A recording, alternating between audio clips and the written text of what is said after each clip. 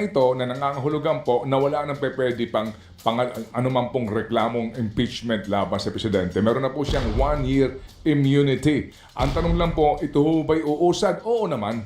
Yeah, kasi nga po na-refer na ito sa Committee on Justice and definitely po they have a couple of days para ho magpatawag po ng pagpupulong sa komite at susuriin po muna ito pong kanyang forma kung sakto ba. At eventually po, tatawag na po ng pagdinig yan para po naman doon po sa sustansya ng reklamo na eventually po magpapatawag din po ng mga yung complainants and kung testigo po o anuman pong panig ng mga gusto nilang isakdal ay patatawag. But basically po, dead on arrival ito. Ngayon po, bahagi na lang po ito ng proseso. Hindi ito uusad kasi nga it's a numbers game as we all know. At ngayon po, hawak pa po ng presidente ang mayorya ng mga miyembro ng Kamara. And definitely po, sa akin po lamang sarili pong pagtansya, bibigyan po ito ng pagkakataon proseso para wala masabi ang lahat. Pero but at the end of the day, pagbobotohan po ang naturang magiging report ng Committee on Justice. And pagkatapos noon, yun na po, ililibing na po ito ng tuluyan. And may the complaint rest in peace. Alright? Hindi kaya magmulto yan. Kahit papaano, Kasi nilibing ng buhay kahit papaano magpaglalamayan muna. Okay, bago po ilibing ito. Mga ilang araw paglalamayan ito. May namatay Depende ba? yan. Depende yan sa committee. Pagkatapos yan, abangan natin po yung sa Supreme Court na ang pagkatagal-tagal po na desisyon sa motion for reconsideration doon sa impeachment laban kay VP Sara, tignan natin kung meron po magiging pagbabago kasi yung pong naging desisyon dito ng kataas-taasang hukuman mga kapatid, nakababahala sa panig po ng mga maaari pang magsampa ng impeachment complaint laban sa sinumang impeachable official kasi binago nila ang probisyon ng ating konstitusyon. Basically, kahit na po siguro sino pang tanungin mong abogado, hindi po sila sasang-ayon dito. Although ito po ay unanimous na decision, kaya ka nagtataka din bakit naging unanimous po ito. Siguro dahil din sa kanila kasi nga mga impeachable official po sila. Kasi yung basically po tatlo yung paraan po.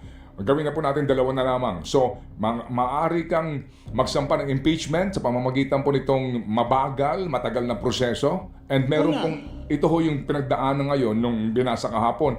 Yung isa po, yung 1/3 votes na lang.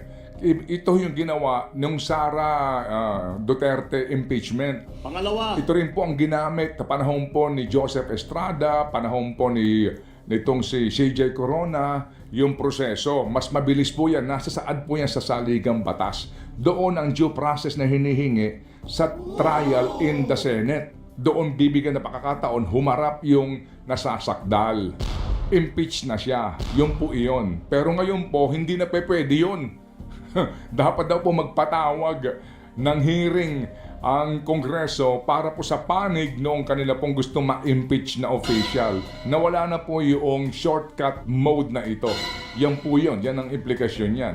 Na talking about ngayon po hindi lang po kay VP Sara, kay Pangulong Marcos, kundi sa lahat ng impeachable official. Yan na po magiging panuntunan. Nasaan na yung provision ng saligang batas? Kasi yun, may wisdom din po ang mga bumuo niyan. Kasi nga, di ba, naalala mo nung ating kinausap itong si dating CONCON delegate Sarmiento, maging si Ginoong si Justice Carpio. Ang sinasabi niya, ang wisdom nga po doon, dahil alam natin na kontrolado lagi ng nakaupong presidente, yung Kamara de Representante, lahat ho nang papasok dyan impeachment complaint, babariling ka agad. So makakuha ka lamang ng 1/3.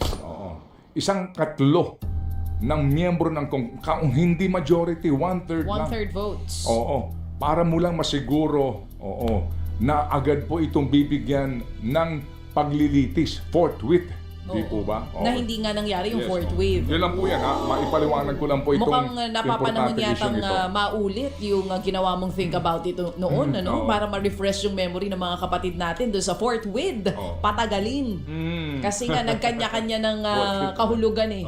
Yung fourth wave na salita, hindi ba? Anyway, sige po. So, yan po yung nangyari na. At sabi nga po, bagamat nakaka-apekto po ito sa ating pangkalahatang image, sa ating ekonomiya, Yes, investors' definitely. confidence, etc. Bahagi po ito ng ating demokrasya. Hindi Ang atin natin lang po pwede dito, pigilan. idaan niyo po sa proseso. At kung maaari, hayaan po yung mga complainants magbigay ng kanilang ebidensya, Tama. magharap po ng kanilang mga argumento, pakinggan po sila. At huwag nyo naman pong sagasaan na lang ura-urada. Saka di mo patayan ng mikropono ha kapag nag-e-explain na ng laman ng kanilang impeachment complaint. Alright, sige po. So mga kapatid, kami po nalulungkot dito sa pangyayaring ito diyan po sa area po ng Basilan, ito ho paglubog ng barko. At ngayon po, ang sinasabi nga, uunahin muna po itong paghahanap sa mga posible pa pong survivors nito, and we sincerely pray na meron pa pong mahanap dito. Ito po ay trahedya na kinalulungkot po natin. At ito ho ngayon ay sabi nga, pagkatapos ng lahat ng pag-search dito, tsaka magsisimula po ang investigasyon ng magkaalaman ano ho ba ang cause nitong trahedyang ito. Nakakalungkot na mangyari ito mga kapatid, sa gitna ng napakaraming problema po ng ating mga kababayan. Pero girl, meron pa hong isang nagbabadyang trahedya dyan po naman sa Nueva Vizcaya. Wala hong masyadong balita tungkol dito, pero meron pong nag-viral na mga video dito ho sa pagbubuwag ng mga pulis sa isa pong barikada ng mga nagpoprotesta. Meron nga pong ipinadala na pulisya. 300 police officers po ito mga kapatid na parang pupunta talaga sila sa gera sa dami nila para tanggalin po, buwagin yung community barricades. Diyan po yan sa may Dupax del Norte, Nueva Vizcaya. Para nga po ito magbigay daan sa pagbabalik nitong Waggle Corporation sa kanilang exploration work matapos po silang makakuha ng court issue na temporary restraining order.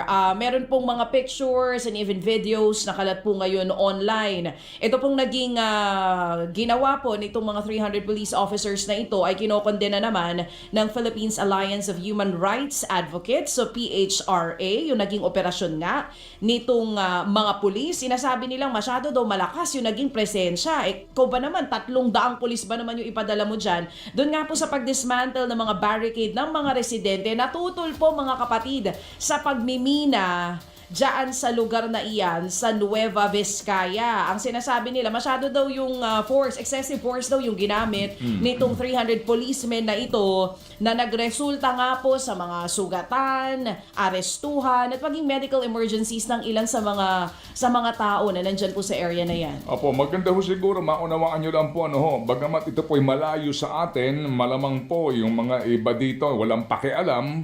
Pakialam ko dyan, di man ako taga dyan. Pero alam niyo ho kasi mga kapatid, unang-una, kapag ho walang pumansin po dito ho sa mga nangyayari, sa mga tulad nga po ng lalawigan ng Nueva Vizcaya, lalo pong magiging marahas ang mga pangyayari po dito at magiging, alam niyo ho yun, wala na po talagang sisinuhin ang ilang po sa mga makapangyarihan sa bayan na ito. Bagamat nakakuha po ng pabor sa hukuman, sa local court, ito pong kumpanya po na Waggle. Tama Ito Waggle na ito na isa po sa mga kumpanya po na nagmimina at may mga kataya po siya sa mga Filipino companies. Bagamat nakakuha po sila ng pabor sa hukuman at yung pong hukuman ipinag-utos mismo, buwagin niya ang barikadang yan kasi hindi sumusunod raw at gumamit po ng pulis at identify yung mga hindi sumusunod para daw ho arestuhin. Ang magandang pag-usapan dito, yung pinagmumulan nito.